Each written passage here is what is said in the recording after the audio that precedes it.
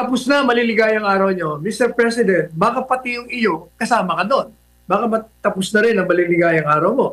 Gaya ng sinabi ng matalik mong kaibigan, pag wala kang ginawa, wala ka na dyan sa Malacanang by December.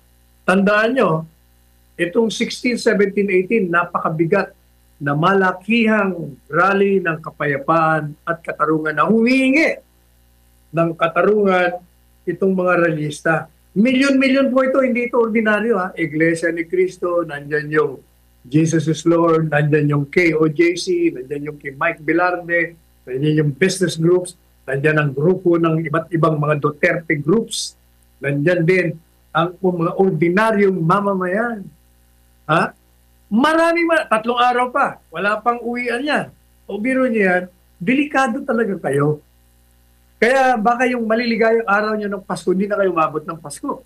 Kaya nga hindi ba sinasabi ko, meron kang kapangyarihan sa ilalim ng saligang batas. Kung gusto mo talagang makulong yan, magdeklara ka ng revolusyonaryong gobyerno. Pareho din ang aking sinabi dyan kay Presidente Marcos. Wishful thinking yan. Hindi ganyan kasimple. Sabi niya, mag-iimas ng rehas. Nandun pa nga sa ibang bansa, hindi nyo nga mapauwi rito. Tapos sasabihin nyo, makukulong na ako. Hindi nyo mapapakulong yan hanggat hindi nyo pinauwi rito. Correct. At hindi mapapakulong yan ng ganun-ganun lang kung hindi ka magdideklara ng revolusyonaryong gobyerno na yung due process gagawin mo after makulong. Kasi mahaba ang proseso ng may kaso. Hindi ganun kasimple yan. Kaya kailangan, since these are extraordinary circumstances, you need to use your extraordinary powers.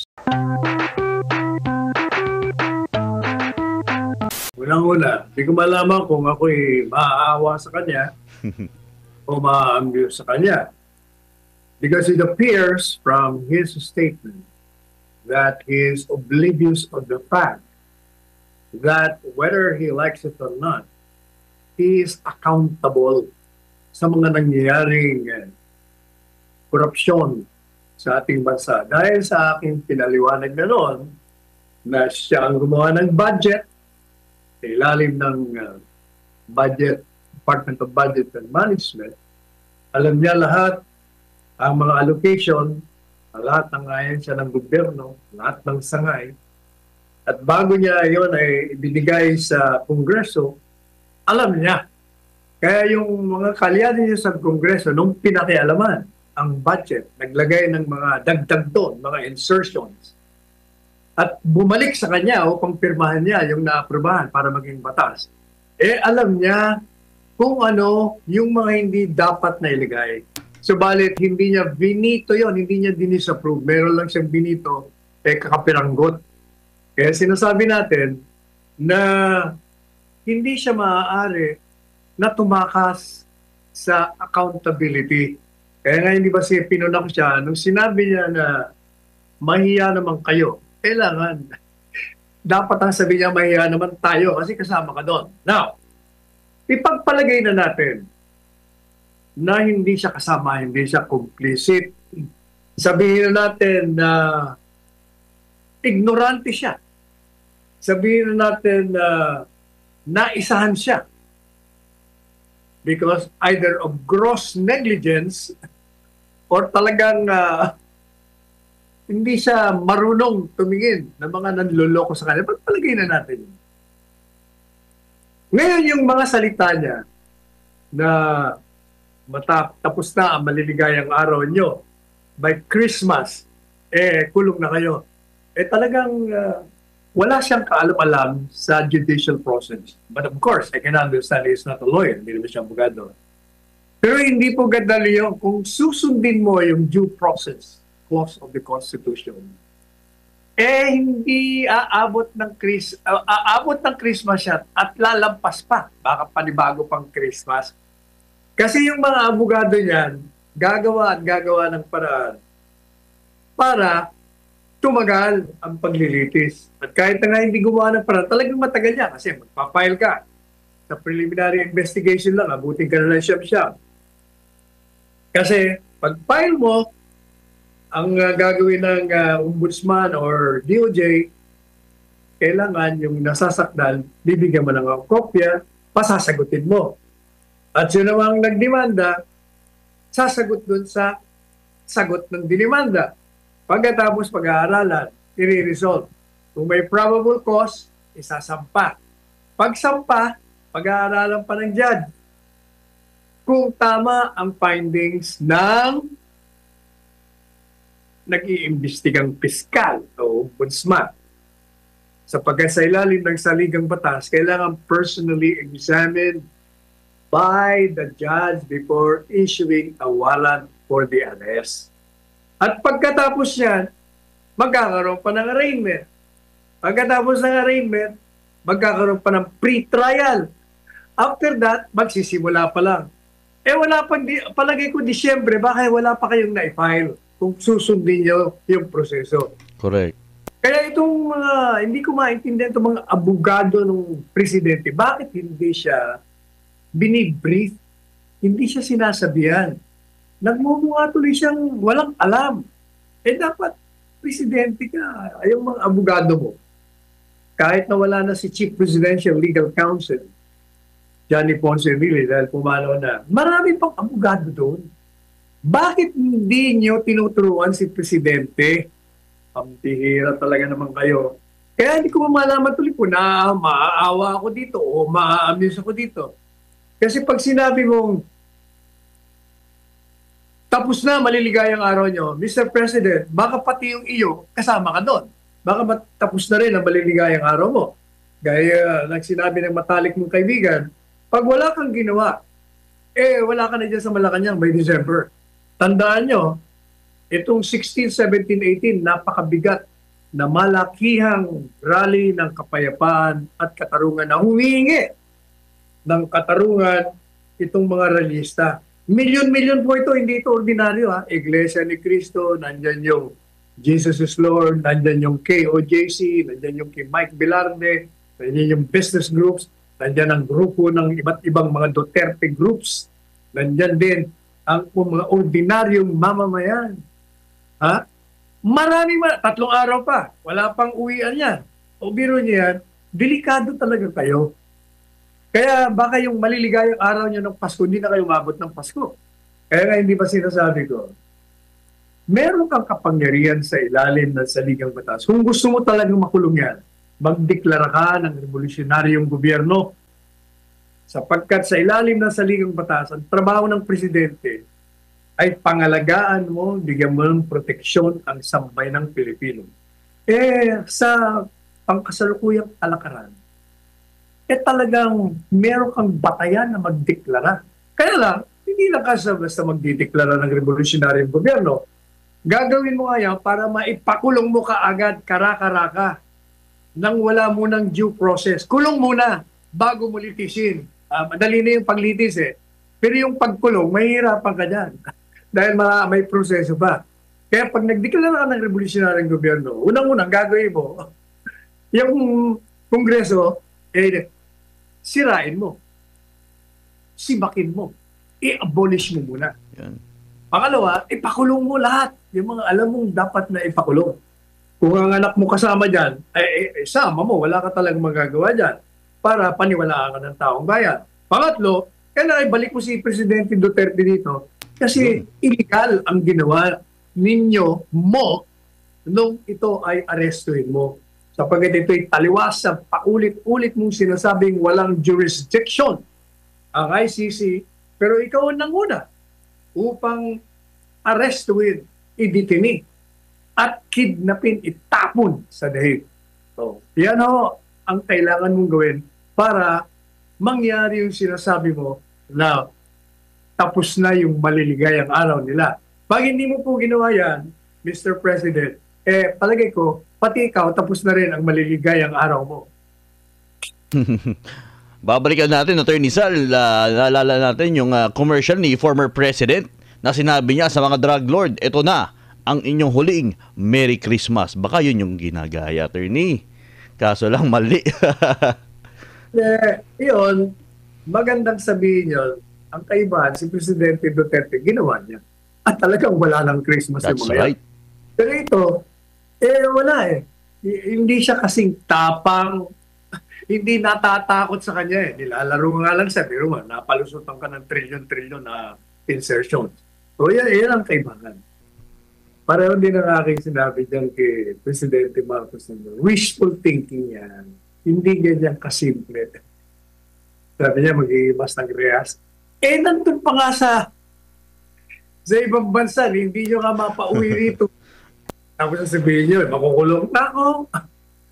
Hindi nyo mapapakulong yan hanggat hindi nyo pinauwi rito. At Correct. hindi mapapakulong yan ng ganun-ganun lang kung hindi ka magdideklara ng revolutionaryong gobyerno na yung due process gagawin mo after makulong. Kasi mahaba ang proseso ng may kaso. Hindi ganun kasimple yan. Kaya kailangan, since these are extraordinary circumstances, you need to use your extraordinary powers to solve, to remedy a revolutionary situation. Revolutionary situation tayo kasi can you imagine milyong-milyong tao ang pupunta sa Luneta at sa People Power Monument? Hindi lang libo-libo, milyon-milyon na ito. Pag nagkataon, may 3 araw, tapos ang preparasyon niya, tagal-tagal, ilang linggo na nagpiprepa na, yung sa November 30 pa. Meron tayong talagang malaking problema. Kaya naaawa nga ako kay Presidente Marcos Jr. Hindi ko malaman kung sino nagpapayo rito. Parang may hina ito. May hina talaga. Kawawa naman itong presidente ito. Kung wala siyang kaalam-alam, talagang kawawa siya. Kung complicit naman siya, lalong talagang baka siya maghimas ng rehas, hindi si Santico. Hindi ba binawi niya na yan? Mm. Yan ang pinaka-latest binabawi niya. Kasi unang-una, sinabi ko, bakit online? Ibig sabihin, hindi nyo papauwiin. Ibig sabihin, hindi nyo ikakansela ang pasaporte. Ibig sabihin, malaya siya. Di anong mangyayari dyan? Di ganun pa rin. Pangalawa, ayaw ko yung gano'ng katotoo yung nabasa ko sa social media sa isang press conference. Sinabi ni Presidente Marcos Jr. na hindi kasama sa listahan si Martin Romualdez na ididimanda. Biro mo yun?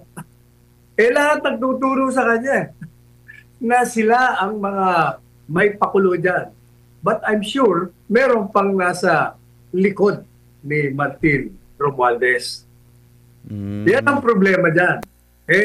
Biro mo, unang-una, hindi ba hindi na patatawag? Ayaw na patawag si Martin Romualdez kung ano mga excuses na binibigay nito si Ping Lacson. Di ba? Sabi niya, may inter-parliamentary courtesy. Sinabi na nga ng Martin, handa siyang humarap. Pero nagbago na yata ng isip. Ayaw na humarap din. Talagang nilalaro lang nila ang tao. Kaya ang taong bayan naman, akala nila, mapaglililangan pa nila. Nakikita masyadong obvious. Nagtatakipan, hinahayaan nilang makalabas, kung ano mga excuses. Pagkatapos hindi nila makansela ang pasaporte, kesyo kailangan na may korte. Pero hanggang ngayon, wala pa namang kaso. Ilang linggo na ba yan? Kadali-dali naman mag-hire ng kaso. Yan ang problema. Hindi totoo yung mga pinagsasabi ninyo. Sinasabi ng abogado niya na i-require yung source. Hindi na kailangan yun. Papaw yun. Ang mahalaga dyan. Pati yung mga sinasabi niyang presumption of regularity. Hindi na kailangan yung presumption of regularity will apply only kung hindi ka sigurado kung ano yung ginagawa ng opisyal. Ito, klarong-klaro. Meron ng pronouncement na gagawin nila uli yung ginawa nila kay Presidente Duterte kay Bato. May press conference na, official position ng DOJ yun. Itong si Rimulya may official position din. Ano pa?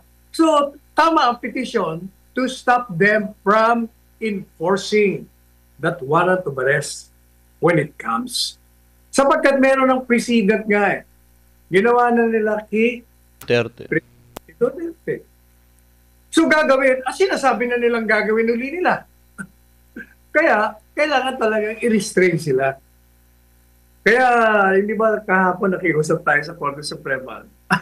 Ang hirap niyo ipagtanggol, members of the Honorable Supreme Court, kasi kalagi ko yung pinagtatanggol dahil 8 buwan na ho yung aming petition for a writ of habeas corpus, eh hindi pa ho nare-resolve. Eh kaya mga tao nagagalit na rin, nayayamot na rin. Eh ako naman ang kinukulit, bakit daw? Eh sabi ko maraming trabaho ang Korte Suprema at pinag-aaralang mabuti. Eh, sabi niya, hindi.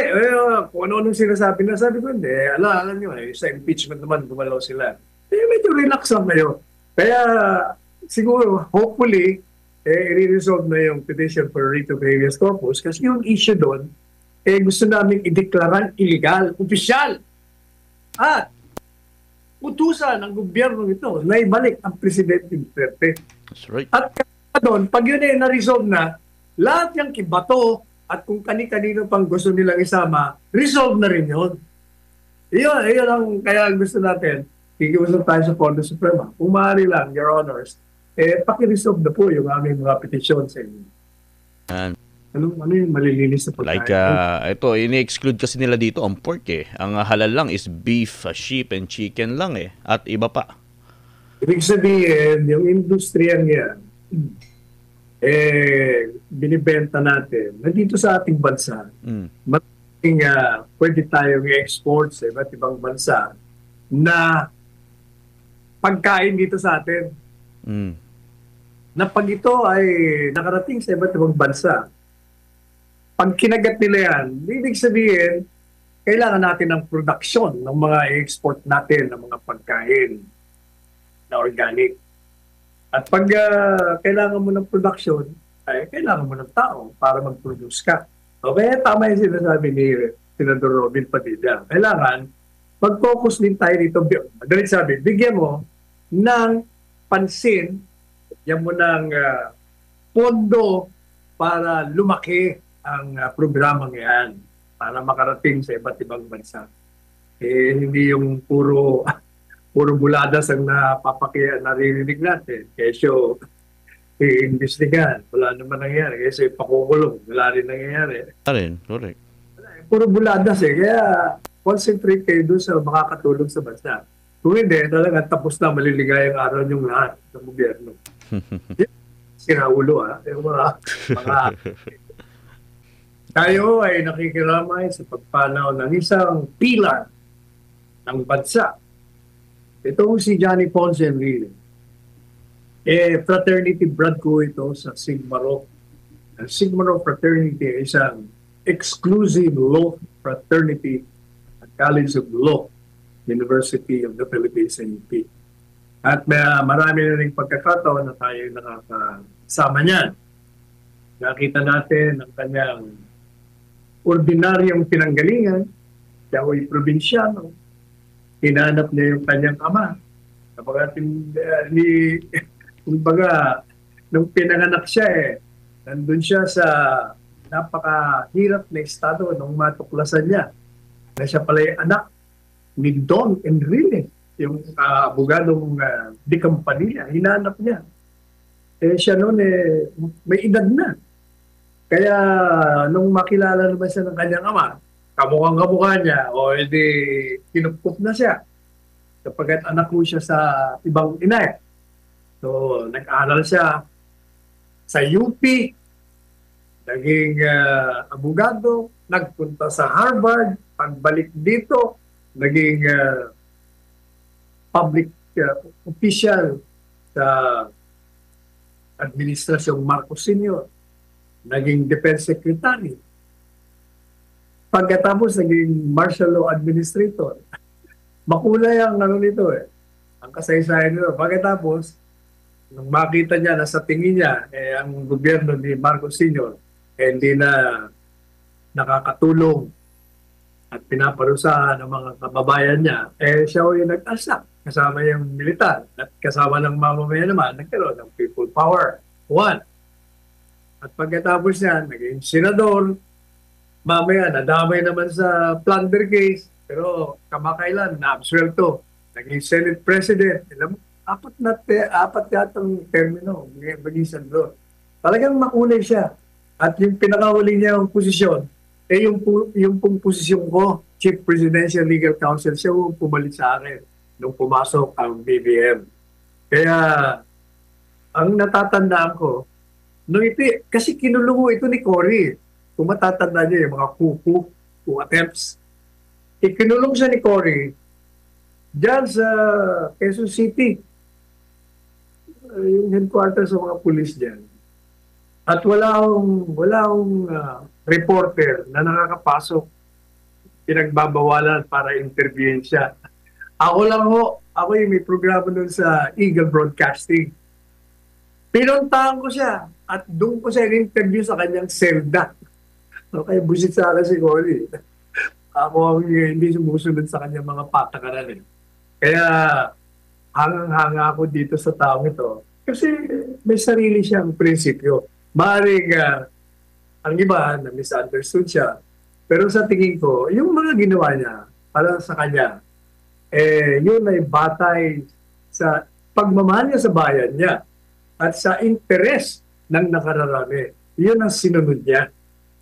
Kaya nakikiramay mo tayo kay Katrina, kay Jackie, at sa pamilya ng mga Enrile sa pagpanaw ng isang mahusay, magaling, dakila, de prinsipyo na Johnny Ponce Enrile.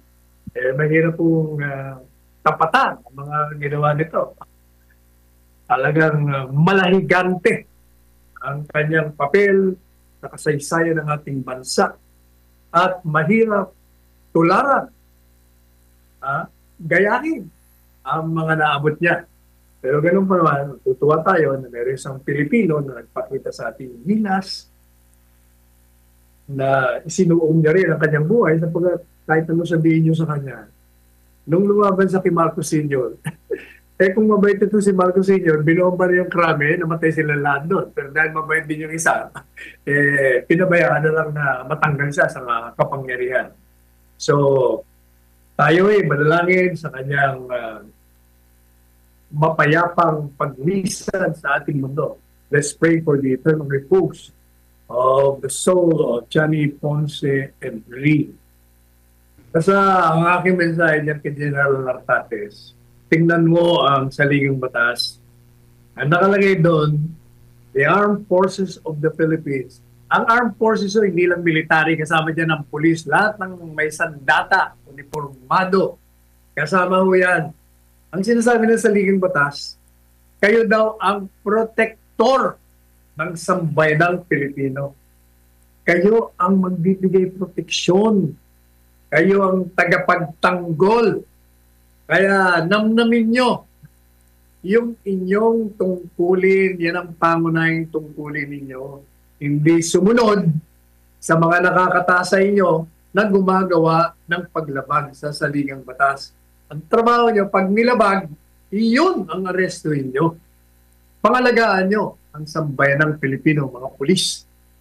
Pero ako naman naniniwala kasi alam mo, Franco, lahat ng mga pulis na nakakausap ko, yung ordinaryong pulis talaga, puro ano yan. Puro Duterte.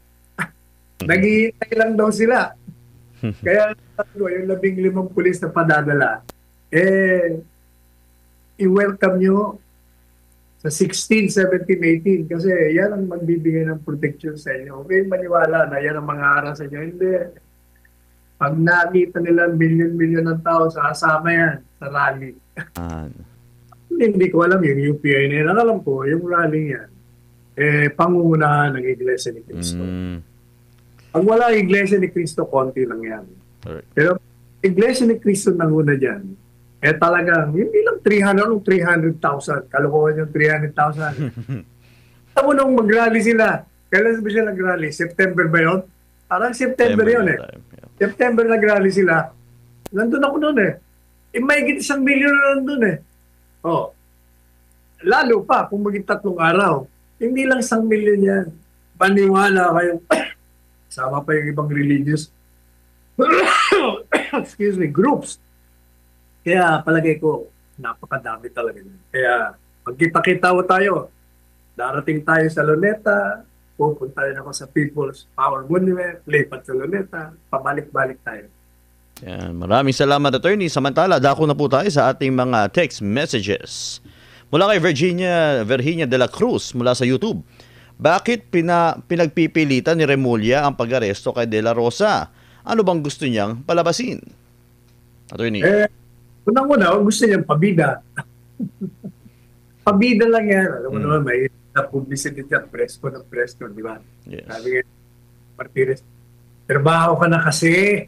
Hindi yung maya nagpe-preskon ka, kaya wala kang nalalaman dyan sa kusina mo. Ayan. Maliban pa sa publisidad, gusto niya rin pagtakpan ang mga usapan tungkol sa katiwalian para iba naman pag-usapan ng tao, hindi yung galit ng tao. Correct. Mula naman kay Miljez Oremor ng YouTube, magagawa din po bang ipasurrender ng gobyerno ito si Senator Bato sa ICC? Nakakagalit na po kasi. Wala na ba talagang hustisya sa Pilipinas? Nasa ICC na. Hindi ba sabi nila gagawin nga nila? Kaya nga, ang Korte Suprema ang pag-asa natin. Kasi, kung walang magagawa ang Korte Suprema, maniwala kayo, taong bayan ang gagalaw. Yan. Mula naman kay Mel ng YouTube, bakit sila nagsisipagtakasan na? Hindi pa naman 2028 at hindi pa naman nagpapalit ng Pangulo. Ayaw kasi nilang makulong o mabitay ng sambayan ng Pilipino. Yan.